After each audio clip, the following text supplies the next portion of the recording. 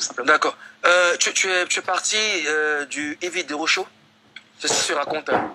Tu es parti. Honnêtement, tout le monde est là. C'est une émission de dépaporisation. Donc on va pas se voiler la face, on va pas se cacher. Evidero répond à l'animatrice Chola et fait des graves révélations sur elle. Après son passage dans émission de Didier Mulucucu. Là où elle a annoncé sur le plateau de Showbuzz qu'elle a définitivement quitté l'émission Evidero Show.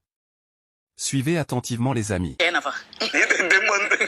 Là, tu connais pas nos couloirs là. Quel couloir? Showbiz, chansons, côté chansons là. Pourquoi toi, dans le couloir là, il y a plusieurs compartiments. C'est ça. Pourquoi toi tu as arrêté? Ah, vraiment des propositions bizarres, façon.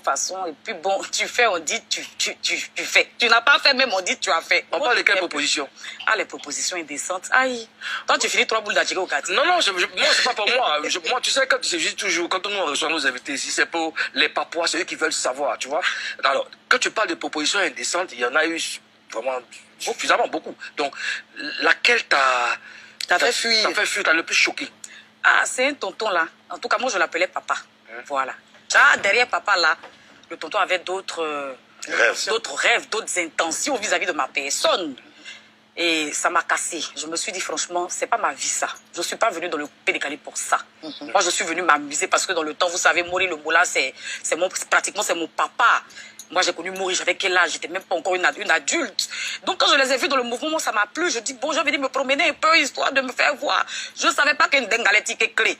Une déwa dépassé, c'est pour ça que j'ai déchargé. Ça veut dire quoi? Qu'est-ce que tu as fait? Ça m'a dépassé, c'est-à-dire que c'est trop lourd pour moi. Donc, j'ai déposé. Et qu'est-ce qu'il voulait faire quoi? Ah, il voulait penchouin. D'accord. C'était qui le tonton? Bon, il y a Ania Biaya qui est. C'était un Le travail producteur. que tu es en train de faire là, il a commencé en 2015, arrête ça. C'était un producteur, un manager ou bien un artiste? Un parrain, on va dire. Un parrain. Quelqu'un qui me disait que j'étais sa filleule, voilà. Il était dans le domaine? Dans le domaine, voilà. Si j'avais besoin de lui. Non, le parrain avait quoi il avait quoi comme profession? Il était quoi? Justement, manager, dans artiste. le temps? Oui. C'était ton parrain, mais qu'est-ce qu'il faisait? c'était un début de l'époque. Il était producteur? Non, pas producteur, il n'était même pas dans la production. Il m'a vu comme ça, il a aimé mon affaire, il est passé par les gens pour dire que ouais, il voulait rentrer en contact avec moi, si j'avais besoin de quoi que ce soit, il était disponible et tout ça. Donc pour moi, c'est mon papa. D'approche. Voilà, pour moi, c'est mon papa. Donc, tes yeux ont brillé. Asiami, je suis l'enfant de Diabo, j'aime l'argent. D'accord, et donc, maintenant, il a proposé la tu as maillé son argent quand même. J'ai l'appelé son diable. Voilà, maintenant que tu as maillé son argent. Quand il s'est déclaré, maintenant aussi. Non, j'ai pas, j'ai préféré. Et puis, il y avait tellement de choses dans le coupé décalé, il y a beaucoup de choses qui m'ont fait fuir en fait. D'accord, le showbiz, c'est ça qu'il est vaste, c'est un monde très vaste et puis très vicieux. Est-ce que par moment tu es tombé? Non. T'as pas chuté? Non. Je sais d'où je viens. Je sais qui je suis. C'est les gens qui ne me connaissent pas. Bon, tu viens d'où? C'est ça Je aussi. n'ai pas envie de donner mon CV ici. Non, mais je peux te dire Mais qui tu es? Je suis une jeune fille comme tout le monde, qui n'est pas mariée surtout. Mais je suis qui vient d'où? Qui vient d'Adjamtala.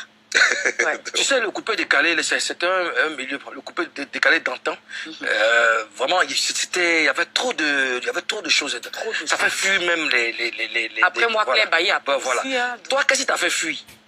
Et c'est ce que je dis, c'est un assemblage de choses, c'est un tout. Je ne peux pas énumérer là maintenant exactement ce qui m'a fait fuir, mais avec du recul, quand je regardais le comportement même que moi-même j'avais aussi apporté les petits cyclistes pour aller prester dans les bars, franchement, c'était pas mon éducation. Et puis je choquais mes parents par mon comportement. Tu sais, quand tu es dans le coupé décalé là, il y a toujours des repéros qui sont à côté mais de toi. Les cyclistes que tu portais là, tu étais consciente que en ayant des formes, ça pouvait choquer. Justement, des courbes et formes et tout ça, ça choquait. Tu étais consciente que tu partais choqué. Exactement. Et tu savais aussi que tu devais être paré à toute éventualité par rapport aux propositions et des sortes. C'est cela. Non, maintenant, pourquoi tu nous fatigues? Mais après, quand c'est pas ta nature, quand tu fais les choses parce qu'on te dit de les faire, c'est différent de ta personne. Moi, je suis pas comme ça. On me dit, bon, pour le game, faut que tu sois dans le game, faut qu'on parle de toi. Parce qu'en ce moment-là, je pense qu'il y avait Vital qui est arrivé, il y avait Claire Bailly. Moi-même, c'est Claire Bailly, même, c'est-à-dire qu'on était au corps à corps. Parce qu'elle travaillait avec Cantifaro, moi avec Chicola Coste. Donc, à chaque fois, on était sur les mêmes combos. Donc, imagine Claire, ces petites caleçons, qu'elle remue Boubarabala comme ça. Je ne peux pas laisser. Attention, gros mot, attention. Moi, j'aimerais savoir, est-ce que ça marchait? Parce que si ça marchait, si ça marche, je ne comprends pas pourquoi est-ce que tu arrêtes. Il y a forcément les propositions indécentes, c'est pas seulement dans le coupé décalé. Même dans les bureaux, même dans d'autres choses, tu vois. Mais est-ce que ça marchait? Financièrement, je parlais de sous. Oh, les cachets étaient corrects, mais dire que j'ai eu 1 million dans ça, c'est fou. C'est pas ça aussi. Le showbiz de ma... Non, pas vraiment. Je suis pas venue dans le coupé décalé pour chercher à manger. Hein. Je suis venue me balader. Tu étais déjà debout. Pas que j'étais debout, mais vraiment, par la grâce de l'Éternel, je connaissais pas la fin. Donc, je suis pas venue me chercher. Moi, je suis venue manger, m'amuser. C'est tout. Justement, on a appris que tes parents n'étaient pas contents de toi et tu étais au Maroc, ils t'ont fait ramener en Côte d'Ivoire. Ils m'ont envoyé au Maroc pour me punir de mon comportement. J'ai fait 3 ans là-bas. Je travaillais dans un centre d'appel. Et quand je suis revenue, j'ai été délivrée par le Seigneur. Oui, je le dis. Oui. Là, tu es une debout, hein, t'as tes parents pour te punir et t'envoies au Maroc. À quelle gloire. Donc, tu es allé là-bas et puis là-bas aussi, j'ai appris à travailler. Aussi les cyclistes aussi là-bas? Non, du tout. Au Maroc, j'étais Tu as qu'à d'aller porter cycliste au Maroc. Tous les matins dans le froid, là, tu te lèves aller travailler dans le centre d'appel jusqu'à 19h. Tu n'as pas dit que tu cherchais que le bail pour là. Alors, il y a eu ce son avec Matidola, hein, et puis mon ancienne idole. Voilà, ça fait le buzz dans le milieu et de nombreuses personnes ont été choquées. C'est quoi l'histoire de cette collaboration? En fait, c'est même pas ce son-là. Le son qui a choqué, c'est, je peux pas le dire parce que bon c'est okay. Enlevé. On y va. Voilà, c'est ce son-là qui a vraiment choqué. Et je me souviens quand mon papa a entendu ce son. Il m'a réveillé un matin, un mercredi matin, pendant que je dormais. Mon téléphone a sonné, c'est mon papa. Il m'a dit, c'est pas ici, tu vas enlever ton caleçon. Ton caleçon là, ça a eu, tu vas enlever. C'est comme ça qu'on m'a rapatrié au Morocco. 3 ans dans mon corps, quand je suis revenue, j'ai compris ce que c'était que la vie. D'accord. Karina. Tu fais partie de celles qui ont boosté le coupé décalé dans le temps et tout. Hein? Ok. Hein? Qu'est-ce que tu penses du coupé décalé aujourd'hui? Féminin ou féminin? Féminin, ouais. Oui, Vital tient la barre. Ouais. Voilà. Et puis je l'encourage, hein. Voilà, elle aime ça. Vital fait les choses avec le cœur. À part Vital, je sais pas, il y a qui d'autre. Je suis plus dans le bain en fait. Donc je suis pas vraiment les choses. D'accord. Ozone Afrique Bomba. D'accord. Sola, en dehors de la musique, tu es aussi dans le cinéma. Comment est-ce que tu es arrivé dans ce monde, le cinéma? Alors, dans ce monde du cinéma, je dois dire merci à une femme. Du fond de mon cœur, maman Bleu Brigitte, merci. Parce que c'est elle qui a attrapé ma main.